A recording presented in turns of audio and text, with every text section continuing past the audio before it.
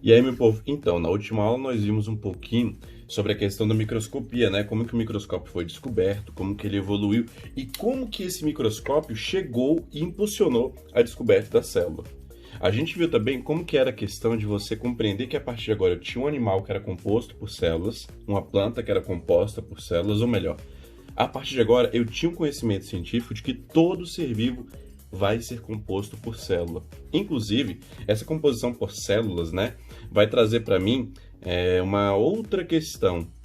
Isso vai se entrar agora como uma característica fundamental da vida, ou seja, todo ser vivo é composto por células ou célula. Professor, por que você está falando célula no lugar de células? Eu tenho seres que serão unicelulares. Nesse caso, quando o ser é unicelular, ele é composto apenas por uma célula. Botei duas, né? Mas é só uma. Só por uma célula. A exemplo, a gente teria aqui as bactérias, protozoários, enfim, tá? Agora, para a gente compreender melhor essa diferenciação de células, eu já falei para vocês que eu tenho seres que são unicelulares e pluricelulares, na verdade. Por quê? Vão ter seres que vão ser compostos por milhões de células. Um exemplo bem claro, assim, bem prático, nós. Nós aqui, ó, é nós. Então, seguinte, nós somos compostos por milhões de células, somos seres pluricelulares. Essa diferenciação não está só na quantidade de células não, tá, gente? Eu quero que vocês comecem a pensar que essa diferenciação vai se dar em estrutura da própria célula como um todo, tá? A célula que vai ser uma célula de um ser pluricelular, ela vai ser um pouco mais complexa. Inclusive, nessa diferenciação aí, a gente pode chegar a dois tipos de diferenciação básicas, para um nome mais técnico, mais exato. Células procarióticas e células eucarióticas. Procarióticas, no caso, seriam aqueles seres que são unicelulares, eles vão ser procariotos, tá? É o nome que a gente costuma dar para isso. E, no caso, nós seríamos seres eucariontes, porque nós temos mais estruturas na nossa célula, além dessa grande quantidade de células aí que nos compõem, tá? Nos seres procariontes, o que eu vou ter de característica básica aí? Eu posso vir a ter uma parede celular, que é o que vai dar uma maior estruturação para aquela célula, afinal de contas, pensem comigo. Eu tenho apenas uma única célula no ser procarionte, e essa única célula, ela tem que fazer todas as funções vitais do organismo, dentre eles, ou melhor, dentre elas, a própria sustentação. E essa característica da sustentação vai se dar justamente pela parede celular. Ela que vai dar aquela rigidez um pouco maior para aquela célula, para que eu possa ter uma estrutura corporal dentro de uma única célula. Olha só que loucura. Uma única célula, um único corpo, é muito massa quando você para pensar nisso. Vai numa viagem aí, né? Seres procariontes também podem conter mesossomo, que vai ser uma invaginação da membrana plasmática, tá? Onde se fixa o DNA bacteriano. Gente, invaginação é como se eu pegasse e fizesse um buraco ali naquela membrana plasmática, e é bem ali, é como se fosse uma extensão dela, tá? Por ali é que vai estar a fixação do, como é que eu posso falar para vocês, do DNA bacteriano, né? Do material genético da bactéria, na verdade. Eu vou ter fimbrias e pili.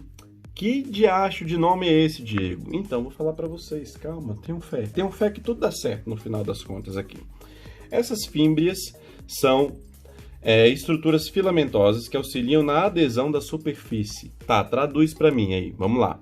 Vão ser como se fossem uns filamentozinhos, umas extensões assim da membrana, galera, que vão estar se ajudando a fixar em superfícies, até porque esse ser, lembra do que eu falei para vocês, ele vai ter que estar exercendo uma única função para tudo. Uma única célula vai ter que ter a função do corpo inteiro, tá?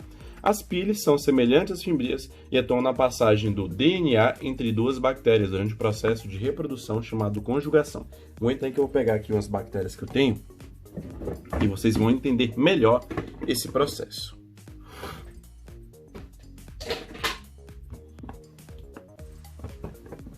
Deixa eu ver aqui duas da mesma cor, porque aí vocês vão conseguir compreender melhor essa história. Olha só, eu tenho aqui duas bactérias. Aí, de repente, uma olha para outra, pinta aquele clima, pinta aquele love. Podia até tocar uma música romântica agora, né? Mas não vou conseguir botar uma música romântica aqui. Mas, enfim, uma olha para outra, pinta-se aquele clima, fala, e aí esse aqui fala para essa aqui, ó, já é ou já é. E eles vão e se entendem ali no caso, né? O que acontece? Na hora que eles vão se reproduzir, eles vão se juntar, vai ser formada uma estrutura temporária aqui, tá? Nessa estrutura vai ter uma troca de material genético. Depois que eu tenho essa troca de material genético, aí eu vou ter um processo de bipartição. Na verdade, é como se as duas compartilhassem agora códigos genéticos diferentes, porque elas trocaram pedaços do material genético delas, se separam, e essa aqui vai se dividir em duas, e essa aqui também se divide em duas. Logo, eu vou ter uma grande colônia de bactérias com uma certa variedade genética impulsionada por esse processo aqui, ó. Mas, quem que vai ter feito essa ligação? A tal da pile, né? A pile vai ter entrado bem aqui no meio, como se fosse um tubinho, alguma coisa do tipo, para fazer essa ligação. Deixa eu ver se eu consigo fazer um tubinho aqui de papel. Ah, não, já sei. Mais prático, né? Vamos para a inteligência mesmo. É como se fosse esse tubinho aqui dessa lapiseira, ó. Eu vou ter tipo uma estruturazinha como essa. Tipo é sacanagem, né? Mas é assim mesmo. Eu vou ter uma estruturazinha como essa que vai estar fazendo essa ligação aqui entre as duas bactérias e vai estar promovendo essa troca de material genético, tá? É isso que a pile vai estar auxiliando aqui, ok? Eu vou ter também, talvez, uma cápsula, que vai ser um envoltório externo à parede celular. É como se fosse uma proteção a mais para essa célula. Como se eu pegasse essa bactéria aqui, ó. Pega essas minhas cápsulas aqui, ó. É como se eu pegasse e botasse dentro de uma estrutura como essa, ó. Isso aqui é a tal da cápsula. A bactéria está aqui dentro. Tô dando um oi para vocês. Mas aqui está a cápsula para protegê-la, no caso. É como se fosse uma estrutura a mais anexa para proteção aqui dessa bactéria, ok? Eu posso vir a ter também o flagelo. No caso dessa minha bactéria, ela não tem flagelo, ela vai ter cílios, ó. O nome disso aqui é cílio, ó. Tá? São estruturas de locomoção, ela vai estar usando isso aqui para nadar, para poder se locomover, ok? Agora, eu posso ter bactérias que no lugar desses cílios vão ter esses negócios aqui, ó, que é o flagelo, esse rabão muito louco aqui, esses cabelões, assim, ó, bem... Como é que é o nome daquela música? É uma música dos anos 80, vocês não vão lembrar, vocês não são velhos a esse tanto, não. Eu vou lembrar, deixa quieto. Mas, assim, vai ser um cabelão, assim, ó, ela vai estar usando essa estrutura aqui para nadar, ok? E essa estrutura aqui também é um tipo de flagelo. Na verdade, as bactérias que têm flagelo, elas vão ter uma locomoção até um pouquinho mais rápida, se você parar para pensar, ok? Elas podem ter também flagelos em conjunto com os cílios, isso pode vir a acontecer, tá certo? Não é incomum, tenham sempre consciência disso. Plasmídio, que vão ser moléculas de DNA circular, que podem conter genes para resistência a antibióticos. Como assim, professor? Essa bactéria aqui não pegou o DNA dessa outra, meu brother? Ha! Tem uma nova variedade aqui já, né? Eu já mudei um pouquinho meu esquema, não é mais aquele mesmo DNA.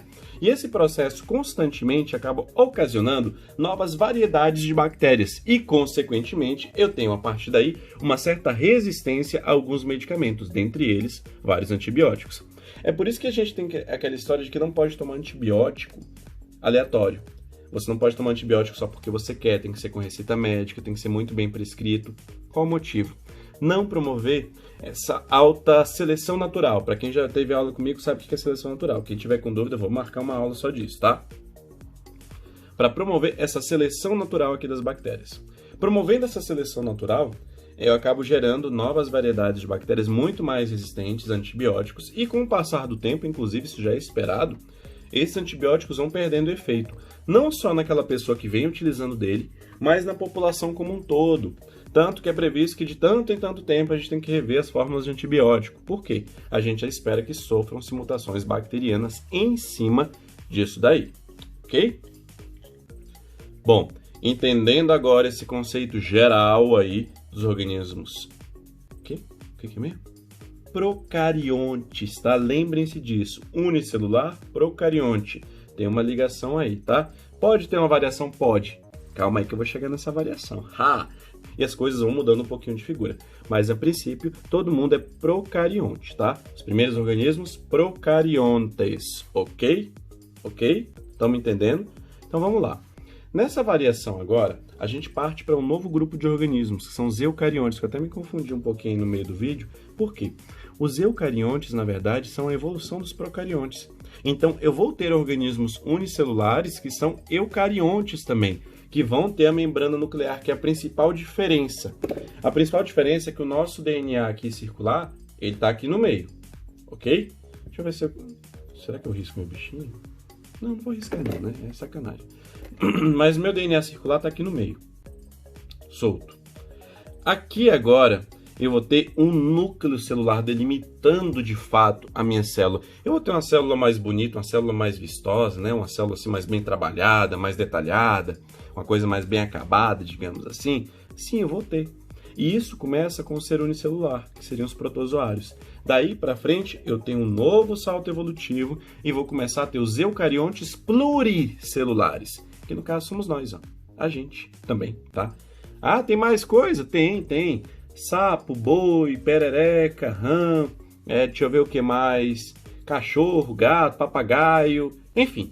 Tudo isso daí vão ser seres pluricelulares. As plantas também entram aqui nessa história, tá, gente? As plantas vêm para esse bonde aqui também, elas colam com a gente e fica uma coisa maneira. Nisso daí, eu tenho as células eucarióticas. Das diferenças básicas da célula eucariótica, ela vai ter essa carioteca, que é a membrana nuclear que vai estar envolvendo toda essa estrutura. Ela vai ter organelas membranosas, ou seja, as próprias organelas da célula agora, elas vão ter umas membranas a mais para dar uma melhor diferenciação e função estrutural para elas, ok? Eu vou ter o DNA associado a proteínas agora, tá? Tem proteínas que vão estar formando esse DNA, vai ser um DNA mais complexo, mais bem trabalhado, muito cheio de bases aí. E vou ter também os ribossomos que vão estar presentes para fazer esse metabolismo celular, para estar auxiliando nesse processo de respiração, nesse metabolismo da célula, tá? Os ribossomos vão estar em grande quantidade agora na célula eucarionte. Mas uma coisa que a gente não pode deixar de entender e de lembrar a vocês é que a célula eucarionte ela vai estar dividida em mais dois grupos. Ah não, Diego, você tá de brincadeira comigo. Toda hora tem uma divisão. Tem, gente. Biologia é assim. Faz parte da vida, não tem muito para onde correr. Por qual motivo? Os seres vivos são complexos, são extremamente variados e, consequentemente, a gente vai ter essas variações aí ao longo da vida, né? Ao longo do nosso dia a dia. Nessa célula eucarionte, as duas variações que eu tenho são quais? Célula vegetal e célula animal. Tá, Diego, agora me dá a diferenciação das duas. Eu dou, gente, a diferenciação, não tenho medo disso. Essa diferenciação se dá por quê?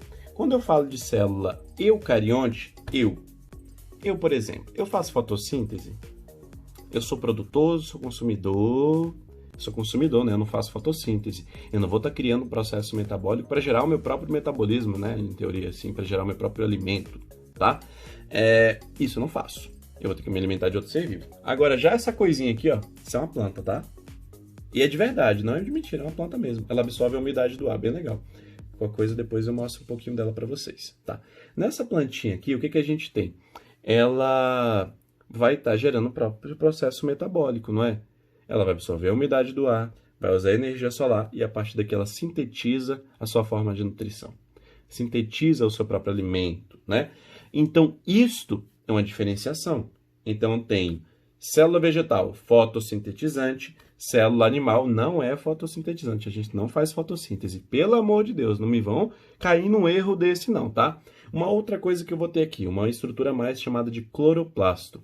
Essa estrutura do cloroplasto, a gente fala cloroplasto, é uma estrutura que vai ter a função basicamente de armazenar essa energia solar para reabastecer esse processo metabólico aí, tá?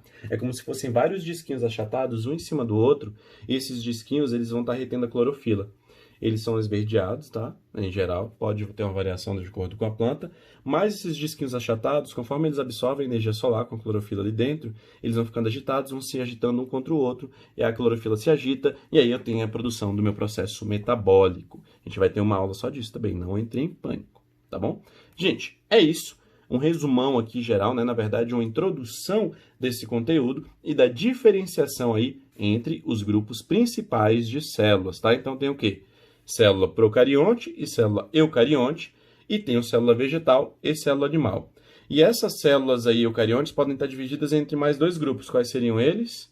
Seres autótrofos e seres heterótrofos. Autótrofo, plantinha, quem faz a fotossíntese, heterótrofo, quem se alimenta de outro ser vivo, nós. Tá bom? É isso, gente. Até mais.